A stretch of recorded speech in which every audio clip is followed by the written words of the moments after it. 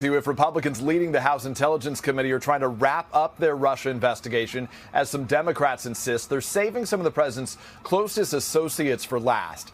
This comes as the war over President Trump's words is threatening to derail hopes for an immigration deal and making the challenge of avoiding a government shutdown, now just 3 days away, that much greater. This morning, a source familiar with the House Intelligence Committee's schedule says White House Communications Director Hope Hicks is expected to be questioned by the committee as early as this week. It comes as Steve Bannon, the president's former chief strategist, is scheduled to testify today before House investigators as part of the Russia probe, his first appearance on Capitol Hill since the firestorm ignited by his critical comments in the book Fire and Fury. Former Trump campaign manager Corey Lewandowski may also appear before the committee as early as tomorrow. And after spending the weekend at his private Mar-a-Lago estate, President Trump back in frigid Washington, but still facing heat after accusations he made disparaging comments about Haiti and African nations, while praising prospective immigrants from Norway. The president taking a swipe at Senator Dick Durbin, who called him out for using vulgarity. Dickie Durbin, he tweeted, totally misrepresented what was said at the DACA meeting, adding, deals can't get made when there's no trust.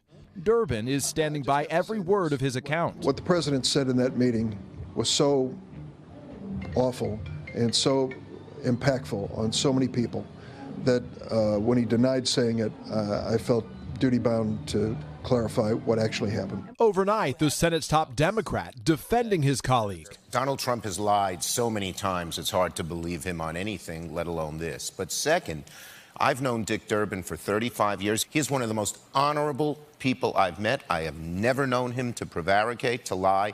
I totally believe Dick Durbin, and I think most Americans do too.